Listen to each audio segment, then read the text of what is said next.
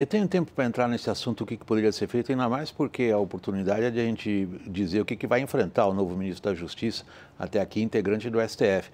Mas, vocês dão uma ideia da complexidade do problema, eu queria dividi-lo um pouquinho em pedaços e pegar primeiro esse mais abrangente, que a Joana já abordou, e você também, Rafael, Zé Vicente também. Ela fez uma analogia com a inflação. A inflação só foi debelada no Brasil quando ela passou a ser um consenso social que tinha que se acabar com ela.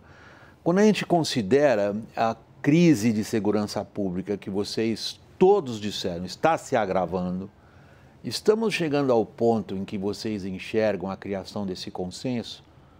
Ou quando vocês, que são profissionais, observam esses dados da nossa realidade, os dados da expansão do crime organizado, vocês ainda não veem a chegada desse consenso que aí sim se transforma na convergência de ações que levem a melhorar a situação que vivemos hoje? Eu acho que a gente tem um consenso que o crime está insuportável no país. As pessoas têm medo de sair às ruas, na grande maioria dos lugares das cidades do país. O problema é que as respostas que são dadas, elas são respostas que há muitos anos não dão certo, que é o aumento da truculência, o investimento nessa forma, não na investigação, como a Joana ponderou muito bem, mas uma ostensividade, uma militarização. E existe um segundo aspecto, que existe um conflito de interesse entre os políticos e a melhoria da segurança pública. Por que existe um conflito de interesse? Porque se você tiver polícias organizadas, equipadas e que saibam investigar, muitos políticos vão ser presos. Por quê?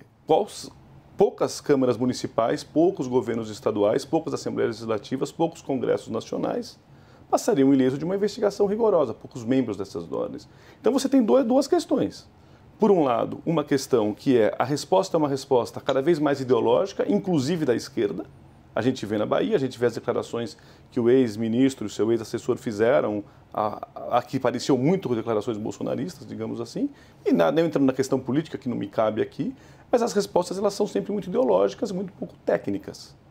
Aquilo que a gente tem de evidência científica, que a Joana conhece muito bem, que o Zé Vicente conhece muito bem, que poderia ser utilizada para enfrentar a criminalidade, isso não é levado em conta. O que é levado em conta é o discurso mais forte, a ideologia mais forte. E é muito interessante você colocar as pessoas, o policial lá na ponta da linha, com um fuzil, trocando o tiro. De forma alguma, eu sou contra a operação policial. Há muitas situações em que ela é necessária, porque as coisas no controle, a polícia tem que operar, né? Só que por que a gente não mexe com a governança das instituições policiais, por exemplo?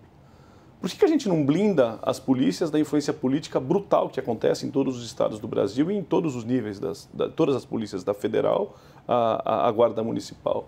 Então a gente tem que mexer no arcabouço, a gente tem que profissionalizar a forma disso operar. E, de novo, não apenas ver a segurança, como a Joana aponta muito bem, como sendo uma questão exclusivamente de polícia. É claro que polícia é importante, mas muitos estudos sérios, científicos, mostram que polícia, na melhor das hipóteses, lida com 30% que explica a redução de indicador criminal. Tem outros fatores econômicos, sociais, uma série de coisas.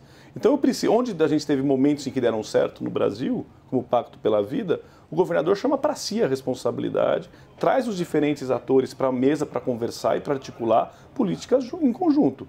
A gente imagina nessa polarização que existe no Brasil hoje, que é possível que a gente tenha aqui, sentem todos os secretários estaduais de segurança pública, junto com o governo federal, e elaborem um plano em conjunto para fazer um enfrentamento ao crime organizado? Eu posso responder a você como repórter político. Não. E aí, como é que nós vamos enfrentar isso? E o segundo aspecto, só rapidinho, né? E, curiosamente, o crime organizado, ele interessa muito para a gente. Mas a população em si, o que ela se preocupa é com o pequeno crime. É o sair na Avenida Paulista, o que incomoda o seu João, a dona Maria, ela está pagando o celular dela em 46 prestações e ser roubado aqui na Paulista e perder o celular. E continuar pagando 40 prestações porque ela pagou aqui. Então tem um descompasso entre o que é necessidade de longo prazo e necessidade de curto prazo. E a gente não consegue dar resposta. A resposta hoje ela é, como a gente vê em São Paulo, como acontece no Rio de Janeiro, como acontece na Bahia, eminentemente ideológica. É conversa, é ideologia, é aquilo que não dá certo. E não vai ter como funcionar.